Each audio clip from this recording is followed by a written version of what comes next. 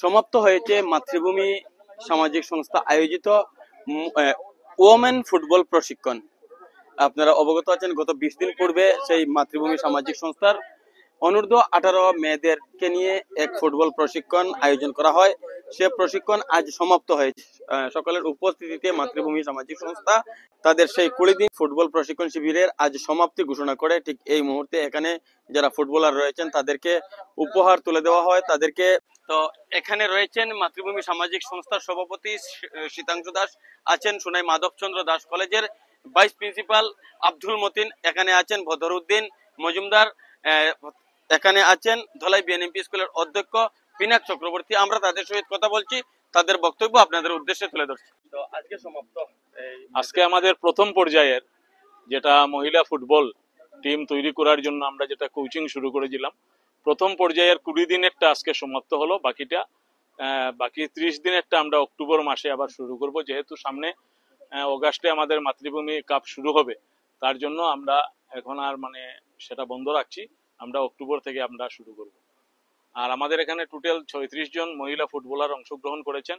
আর আমরা অক্টোবরে যেটা শুরু করব, তাদের 36-এর সঙ্গে আমরা আরো 14 যোগ করব, আন্ডার 14 আরেকটা টিম আন্ডার 14-এর আমরা যুক্ত করে আমরা 30 দিনের সেই কোচিং ক্যাম্পটা এখানে করাবো। তাছাড়া আমরা আন্ডার 14 বয়েজ আমরা এখানে কোচিং ক্যাম্প শুরু করব, সেটাও অক্টোবর মাসে আমরা শুরু করব। আন্ডার 14 আমরা 30 জন ফুটবলার, এখানের খুদে ফুটবলার যারা আছে তাদেরকে আন্ডার 14 তাদেরকে ডেকে এনে আমরা এখানে কোচিং দেওয়াবো। তার আগে আমাদের এখানে যে অ্যাপ্লিকেশন ফর্ম যেগুলো আছে সেইগুলোর কাজ তো চলতে থাকে। আমরা খুবই আনন্দিত যে মাতৃভূমি সামাজিক সংস্থা যে কোচিং ক্যাম্পের ব্যবস্থা করেছে। তো কোচিং ক্যাম্প হচ্ছে catch them young and coach them well, এবং সেটাতেই মনন্দা খুবই সুন্দর একটা প্রয়াস নিয়েছেন, এবং তিনি এই কোচিং ক্যাম্পের পরবর্তীতে একটা ফলো আপ অ্যাকশন হিসাবে আরো 30 দিনের যে আরো একটা কোচিং ক্যাম্প আফটার পূজা।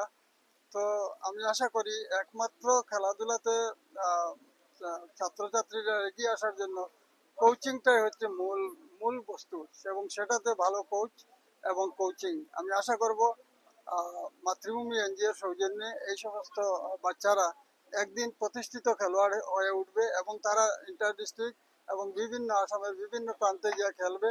এবং আমি আশা করি আমাদের এই চাকরিতেও তাদের যখন ভালো হেলথ হবে, ভালো তারা পড়াশোনা করবে, এবং চাকরিতে পুলিশের চাকরি পাওয়া তাদের জন্য অনেক সোজা একটা ব্যাপার হবে।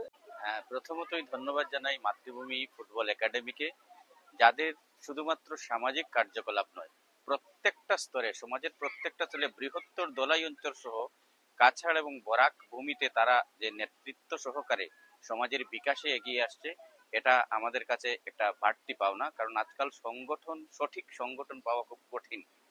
এবং এই যে খেলাধুলার ক্ষেত্রে তাদের যে ধারাবাহিক যে প্রয়াস যেটা অব্যাহত রেখেছেন, আমরা আশা করি শীতাংশুদার নেতৃত্বে এবং মাতৃভূমি ফুটবল একাডেমির সম্মানিত সদস্যদের সহযোগিতায় এই প্রচেষ্টা অব্যাহত থাকবে।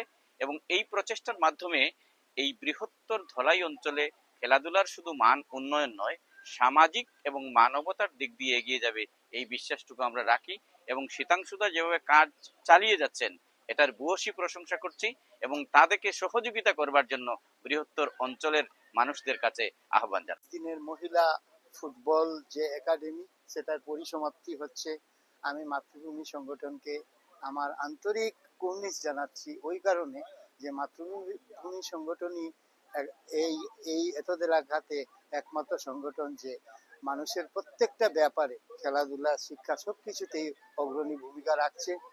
আর বিশেষ করে আমি একজন শিক্ষক হিসাবে সেটাই বলবো যে শিক্ষা শুধু যে কোনো জ্ঞান অর্জন করার মারফতে হয় না, শিক্ষার সাথে সাথে খেলাধুলার যে একটা অঙ্গাঙ্গী সম্পর্ক আছে, অর্থাৎ খেলাধুলার সাথে চরিত্র গঠন সবকিছু মিলিয়ে যে একটা পূর্ণ যে ব্যক্তিত্বের প্রকাশ, সেটাই তো শিক্ষা। তাই প্রত্যেক ছাত্রছাত্রীদের উচিত যে খেলাধুলার সাথে অত্যন্ত নিবিড়ভাবে জড়িয়ে থাকা। স্বামী বিবেকানন্দ একটা কথা বলেন যে গীতা পড়া পরে হবে, আগে ফুটবল খেলতে যাও।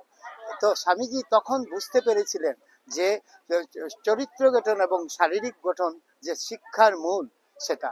যাই হোক, আমি এখানে কচিকাঁচা আজকে যারা মেয়েরা অংশগ্রহণ করেছে, ওদের উদ্দেশ্যে আমি এটা বলবো যে ওদের মধ্যে থেকে ভবিষ্যতের ভালো খেলোয়াড় উৎপন্ন হবে এবং মাতৃভূমি সেটা দেখিয়ে দিচ্ছে। সেটাও আমি মাতৃভূমিকে কাছে অত্যন্ত নাগরিক হিসাবে কৃতজ্ঞতা জ্ঞাপন করছি। এইভাবে আরো সুন্দর সুন্দর আমরা প্রশিক্ষণ দেখতে পারবো, সেটা আশা রাখছি। অনেক ধন্যবাদ।